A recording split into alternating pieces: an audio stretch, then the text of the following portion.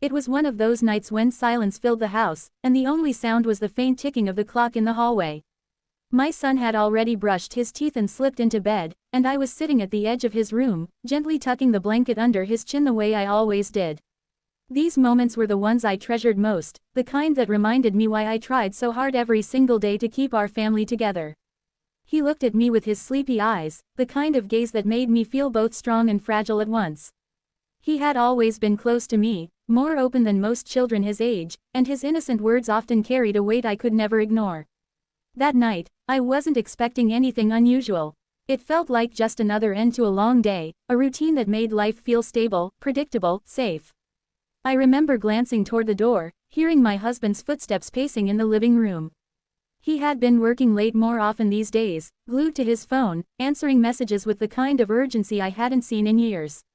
I brushed off the thought, telling myself it was just stress, maybe deadlines piling up. Still, somewhere deep inside, a tiny ache tugged at me, though I kept it buried beneath the comfort of seeing my son drift into sleep. His small hand reached out, grabbing mine tightly, as though he wanted me to linger a little longer. I smiled, leaned closer, and whispered that everything was fine, that he should rest because tomorrow would be another busy day. But children have a way of cutting through silence, of breaking through masks without even knowing what they've done. Just when I thought he had closed his eyes for good, he shifted slightly and whispered something that made my heart skip. His voice was soft, almost uncertain, but the words carried a sharpness that pierced right through me. I froze, blinking, unsure if I had heard him correctly. My son's late-night words were not the kind of innocent murmur I was used to. They carried a tone of observation, as though he had seen something I hadn't, as though he had noticed cracks in the world I thought was unbreakable. I squeezed his hand gently, forcing a smile to hide the sudden rush of unease that flooded me. He looked at me as though waiting for reassurance, and I nodded quickly, telling him to close his eyes, to sleep peacefully. But inside, my mind was racing.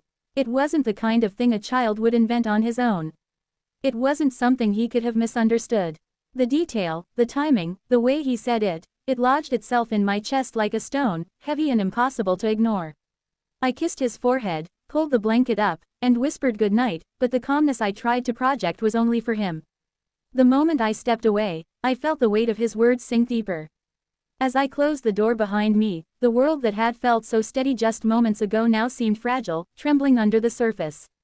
The sound of my husband's laughter from the other room suddenly felt different, layered with a meaning I couldn't quite place. My son's words echoed in my head, refusing to fade. I wanted to push them away, to dismiss them as childish confusion, but they lingered, sharp and haunting, leaving me to wonder if the life I believed was whole had already begun to unravel. That night, long after my son drifted into dreams, I lay awake, replaying his voice in my mind, each repetition cutting deeper, leaving me with questions I wasn't ready to face but knew I could never escape. I lay awake for what felt like hours, unable to push away the unease pressing against my chest. The night had become heavy, and every tick of the clock seemed louder, sharper. I wanted to convince myself that my son's words meant nothing, that it was just the way children sometimes mix up things they hear or see. But the way he whispered them, with such clarity, with that innocent honesty children have when they don't know the weight of their words, it was impossible to forget. I could still hear his little voice, soft but certain, like a truth I wasn't ready to accept. The next morning, I tried to shake it off. I told myself I was overthinking. Yet when I looked at my husband across the breakfast table, a strange discomfort settled between us. He was scrolling through his phone again, half listening, half nodding, smiling at something on the screen that wasn't shared with me. When I asked what he was looking at, he casually said it was work. His tone was relaxed, almost too relaxed, the kind of answer meant to end a conversation quickly. I nodded, pretending not to notice, but inside, my son's late-night confession came back to me with piercing clarity. "Mom, why does Dad always talk to that lady on the phone when you're not around?" I remember the exact way my son had said it. No hesitation, no malice, just pure curiosity. He didn't even understand the meaning behind it, but I did. And that was enough to leave me spiraling. I tried to tell myself maybe it was a colleague, maybe someone from work, but the way he phrased, always, made my stomach twist. Children don't exaggerate the way adults do. They see things as they are, and they repeat them as they've heard or observed. That thought kept me restless, kept me scanning for answers I wasn't ready to find. Later that evening, I tried to ask my son more casually, like it was nothing. I smiled, brushed his hair back, and asked if he remembered what he told me the night before. He blinked at me, unsure why I was asking, and repeated it in the same innocent way. He added something that made me pause: how Dad sometimes stepped outside to take calls, and once, he even said a name my son repeated without hesitation. It was not a name I recognized. Not a colleague, not a family friend, someone else. I felt my throat tighten, a hollow ache spreading in my chest. I laughed softly, pretending it was nothing, telling him maybe he misheard, maybe it was just a friend. He nodded, satisfied with the reassurance, and ran off to play. But I stayed frozen, my mind unraveling. Every detail suddenly mattered. The late nights, the sudden secretive habits, the moments of distraction, the distance I had felt but refused to acknowledge. Now, through my son's words, they all seemed to connect in ways I wished they didn't. That night, when my husband came to bed later than usual, I lay still, pretending to be asleep. His phone buzzed once, twice, and though he silenced it quickly, I caught the faintest glow of the screen against the wall. My heart pounded, but I didn't move. I stayed silent, suffocating in the questions I couldn't ask. My son's innocent whisper replayed again, cutting through the silence, reminding me of the possibility I wanted to deny. By the time he drifted off beside me, breathing evenly as though nothing was wrong, I was wide awake, staring at the ceiling. A storm of thoughts raged inside me. Was it true? Was my marriage just an illusion I had been blindly protecting? I pressed my lips together, forcing back the tears, but the truth was already creeping into my bones. My son's voice had lit a spark of doubt I couldn't extinguish. And once doubt takes root, it doesn't let go. The following days blurred together, each one heavier than the last. My son's words clung to me like shadows, refusing to fade no matter how much I tried to distract myself. I began noticing things I had never allowed myself to see before, tiny details that suddenly felt impossible to ignore. My husband's phone never left his side anymore. Even when he went to the bathroom, it went with him. Once, that might have seemed normal, but now it carried a different weight. The way he tilted the screen away from me, the way he silenced notifications as soon as they appeared, everything seemed like a clue, a piece of a puzzle I didn't want to solve. At dinner, he looked distracted, chewing slowly while his eyes drifted to the glowing screen beside his plate. When I asked about his day, his answers were short, vague, the kind of replies meant to close the door on conversation. I smiled, nodded, and pretended not to notice the shift, but inside, every vague answer chipped away at the foundation I had built my life upon. I found myself studying him in ways I never had before. His tone when he spoke, the quick glances he made at his phone, the sudden softness in his voice when he thought I wasn't listening. One night, when he stepped into the shower, I held his phone in my hand for the first time. My palms were sweating, my heart racing so fast I thought I might faint. It was locked, of course. He had changed the password, something he had never bothered with before. That small discovery was enough to send a sharp sting through me. He didn't need to say anything. The lock itself was louder than any confession. I set it back down exactly where I found it, but I knew then that something had shifted between us, something unspoken but undeniable. My son, innocent as ever, kept adding threads to the web of doubt I was trapped in. He would mention little things casually, like how Dad once dropped him off at school later than usual because he had been talking to his friend outside the car.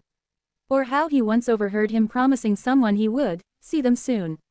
Each detail was small, but together, they formed a picture that haunted me.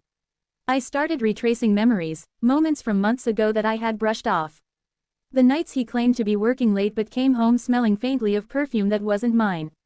The sudden urgency to step outside when his phone rang. The way he smiled at messages in the middle of the night. I had dismissed them as stress, as overthinking, as the result of my own exhaustion. But now, through the lens of my son's words, they all looked different. They all looked like signs I should have seen. The hardest part wasn't the suspicion itself, it was carrying it silently. I couldn't share it with anyone.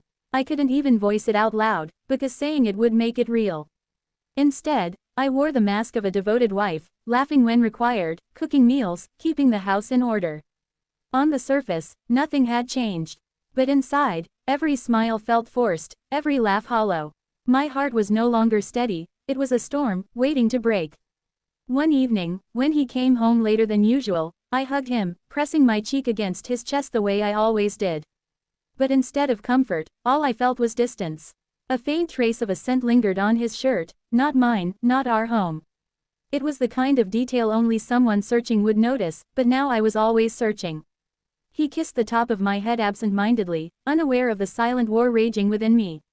That night, I sat by the window long after everyone had gone to bed, staring at the dark sky. My son's words echoed again and again, overlapping with the evidence I had gathered quietly. I didn't need a confession. The truth was already there, sitting with me in the silence. And though I hadn't confronted him yet, I knew deep down that my marriage was no longer the same. Something precious had been broken, and I was the only one awake to feel it. Sleep became a stranger to me. Every night I lay in the dark, listening to the steady rhythm of his breathing beside me, while my own chest felt heavy with questions I couldn't. Silence. My son's late-night whisper had planted a seed of doubt, and in the silence of the nights that followed, it had grown into something I could no longer control. I watched my husband sleep peacefully, his face calm, almost innocent, and wondered how easily someone could wear a mask so perfectly. By day, he played the role of husband and father, but by night, shadows of another life lingered on him, pieces that didn't belong to me. I never confronted him directly. The words would rise to my lips and die there, swallowed back with the bitter taste of fear. Maybe I was afraid of hearing the truth spoken out loud, afraid of shattering the fragile image I still clung to. Instead, I let silence be my weapon, let distance grow between us without saying a word. I moved through the house like a ghost, present but not whole, always watching, always listening. Every vibration of his phone, every sudden smile, every unexplained late return carved deeper wounds into me. My son noticed the change in me. Children always do. He asked why I looked sad, why I didn't laugh the way I used to, and I told him I was just tired. But in his eyes, I saw the reflection of my own pain. He didn't understand the weight of what he had revealed, but I did. He had unknowingly pulled the curtain back, shown me a side of life I had been blind to. His innocence had forced me to face a reality I didn't want, and for that, I both ached and silently thanked him. The breaking point came one quiet evening. My husband had fallen asleep on the couch, his phone slipping from his hand. For the first time, I didn't hesitate. My fingers reached for it before I could stop myself. The lock was still there, but a notification glowed on the screen long enough for me to see it. Just a single line, a name I didn't recognize, followed by words that tore through me, "I miss you already." I dropped the phone as though it burned, my body trembling, my breath shallow.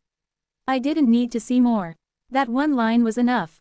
Enough to confirm everything I had been fearing, enough to make my son's late-night whisper echo louder than ever.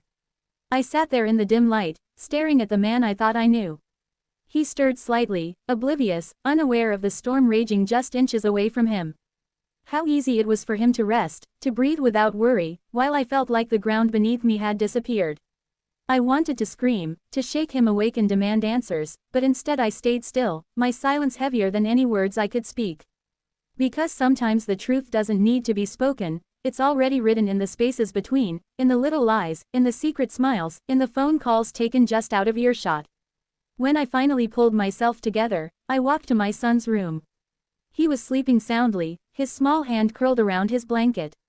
I brushed his hair gently, and in that moment, I realized that it was his words, his innocent observation, that had opened my eyes. It wasn't a fight or a confrontation that revealed the truth, it was the honesty of a child who saw what I refused to see. That night, as I lay in bed beside a man I no longer truly knew, I stared at the ceiling with tears burning my eyes. I didn't know what tomorrow would bring, but I knew one thing with certainty. The life I thought I had, the marriage I believed in, the love I trusted, all of it had been shattered. And it all began with my son's late-night words, words that would never leave me, words that left me wondering if I had ever really known the man lying peacefully beside me.